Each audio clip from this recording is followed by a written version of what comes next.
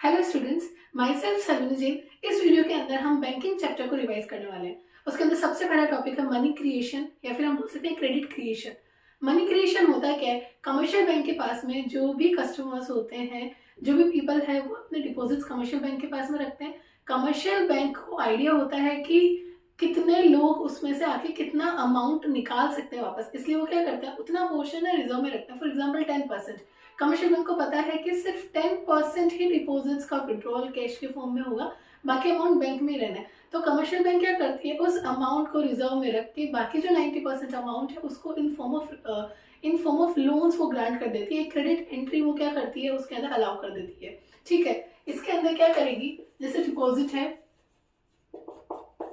1000 रुपए का डिपॉजिट आया है अगर कमर्शियल बैंक के पास में, तो उसमें से वो रिजर्व में रख लेगी 10%, मतलब इसका 100, एंड लोन्स के फॉर्म में दे देगी 900 को।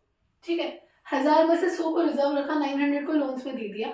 अब ये जो 900 रुपीज है वो जब वापस से मार्केट के अंदर जब भी आएंगे, ठीक है, तो उस 900 में से फिर 10% जो 90 है उसको अलग रख के 810 जो है वो लोन्स के फॉर्म में दे देगी।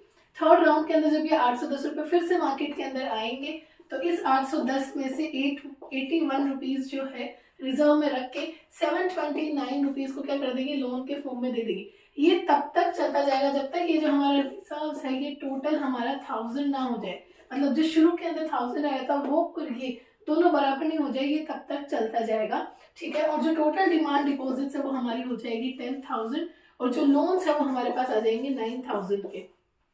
ये जो राउंड है ये तब तक चलते जाएंगे। ठीक है, इसका फॉर्मूला क्या बनेगा, total demand deposit is equals to 1/CRR into cash reserve. यहाँ पे हमारे पास में CRR कितना है 10%, और कैश रिजर्व कितना है 1000। शुरू के अंदर कैश रिजर्व इतना ही आया था हमारे पास में, तो 1/10% इंटू 1000।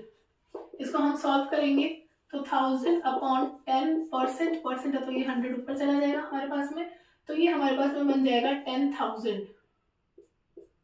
ये हमारे पास में बन जाएगा 10,000। ठीक है, ये हमारे पास में है टोटल डिमांड डिपॉजिट्स 10,000 का। इसके अलावा एक फॉर्मूला है क्रेडिट मल्टीप्लायर का, वो है 1/CRR।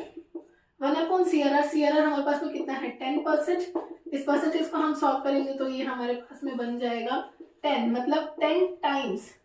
ये हमने अभी इस एग्जांपल में भी देखा, 1000 हमारा कैश रिजर्व था, 1000 का 10 टाइम्स 10,000 हमारे पास में टोटल डिमांड डिपॉजिट्स हो गया। तो मतलब क्रेडिट क्रिएशन या फिर क्रेडिट मल्टीप्लाई कितनी बार हुआ है, 10 टाइम्स हुआ है। और वैसे ही यहाँ पे भी हमने टोटल डिमांड डिपॉजिट्स निकाला 10,000। ठीक है, इसके अलावा जो मेन टॉपिक है वो है functions of central bank. Central bank के फंक्शंस क्या क्या है, तो सेंट्रल बैंक के फंक्शंस के अंदर आता है सबसे पहला बैंक ऑफ इशूइंग नोट्स, मतलब कि सेंट्रल बैंक के पास में अथॉरिटी होती है करेंसी इशू करने की। 1 रुपी नोट और कॉइन्स को छोड़ के बाकी सारी करेंसीज कौन इशू करता है, सेंट्रल बैंक। सेकेंड फंक्शन है banker to the government. Government के लिए भी वो बैंकर का काम करती है। गवर्नमेंट के लिए 3 काम करती है, एक तो एज ए एजेंट जिसके अंदर गवर्नमेंट के लिए वो परचेज और सेल करती है सिक्योरिटीज को। दूसरा गवर्नमेंट के लिए बैंकर का काम करती है, गवर्नमेंट को कभी भी लोन्स वगैरह चाहिए होते हैं तो सेंट्रल बैंक गवर्नमेंट को ग्रांट करती है। एंड तीसरा एज ए फाइनेंशियल एडवाइजर भी सेंट्रल बैंक जो है गवर्नमेंट को हेल्प करती है, जिसके अंदर वो एडवाइस देती है कि किस तरीके से पॉलिसीज या प्रोग्राम्स गवर्नमेंट को बनाने चाहिए। इसके बाद में है bankers bank and supervisory role. Bankers bank and supervisory role के अंदर है कि जितने भी कमर्शियल बैंक है उन लोगों के लिए भी सेंट्रल बैंक एक बैंक की तरह ही है। अगर उनको किसी को भी फंड्स की रिक्वायरमेंट होती है तो वो सेंट्रल बैंक के पास में अप्रोच कर सकते हैं। एंड दूसरा जो सेंट्रल बैंक है जो हमारे पास में रिजर्व बैंक ऑफ इंडिया, वो एक सुपरवाइजर का काम भी करता है, जिसके अंदर वो जो भी ये कैश रिजर्व रेशियो हो गया, SLR हो गया, ये जितने भी जो रेशियोज है उनके रिक्वायरमेंट्स को वो क्या करती है, सुपरवाइज करती है। इसके बाद में है हमारे पास में lender of the last resort. ये बहुत इंपॉर्टेंट है। Lender of the last resort का मतलब हो गया कि कमर्शियल बैंक को अगर कहीं से भी फंडिंग नहीं मिल रही है और उनको पैसा चाहिए, तो उस केस के अंदर कमर्शियल बैंक क्या कर सकती है, सेंट्रल बैंक के पास में जा सकती है। सेंट्रल बैंक सिक्योरिटीज को रख के कमर्शियल बैंक को लोन ग्रांट कर देगी। ऐसा इसको करने से क्या हो रहा है ना, 2 चीजें हो रही है। पहली चीज तो लोगों का ट्रस्ट जो है बैंकिंग सिस्टम के अंदर बना रहेगा, और दूसरा जो मनी मार्केट है वो स्टेबल रहेगा। ठीक है, इसके बाद में है custodian of foreign exchange. Custodian of foreign exchange का मतलब हो गया है कि जो सेंट्रल बैंक है उसके पास में कस्टडी है फॉरेक्स रिजर्व्स की। ठीक है, सेंट्रल बैंक एक और काम करता है, मैनेज्ड फ्लोटिंग। मैनेज्ड फ्लोटिंग का मतलब क्या होता है, अगर हमें हमारी जो करेंसी है उसको अगर हमें डीवैल्यू करना है ठीक है, उसको अगर हमें उसकी वैल्यू के अंदर कम या ज़्यादा कुछ भी करना है तो वो मैनेज फ्लोटिंग के थ्रू कौन करता है, सेंट्रल बैंक करता है। और वो कैसे किया जाता है, फॉरेक्स रिजर्व्स को या तो हम सेल करेंगे या बाय करेंगे, वो जो भी फ्लोटिंग का काम होता है ये काम कौन करता है, सेंट्रल बैंक। इसके बाद में हमारे पास में क्लियरिंग हाउस फंक्शन।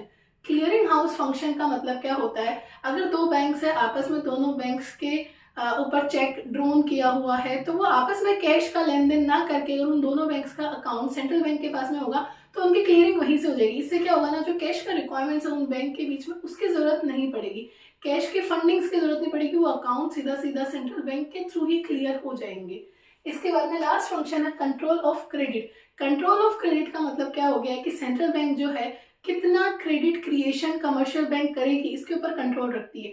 जैसे अगर इन्फ्लेशन की सिचुएशन है तो उसके अंदर वो डियर मनी पॉलिसी ले आएगी जिसके अंदर वो सारी ही रेट्स को क्या कर देगी, महंगा कर देगी, और फिर क्रेडिट क्रिएशन कमर्शियल बैंक्स क्या कर पाएंगे, कम कर पाएंगे। और अगर डिफ्लेशन की सिचुएशन है तो चीप मनी पॉलिसीज ले आएगी जिसके अंदर सारी रेट्स को कम कर देगी और उससे कमर्शियल बैंक ज्यादा से ज्यादा क्रेडिट क्रिएशन कर पाएगी।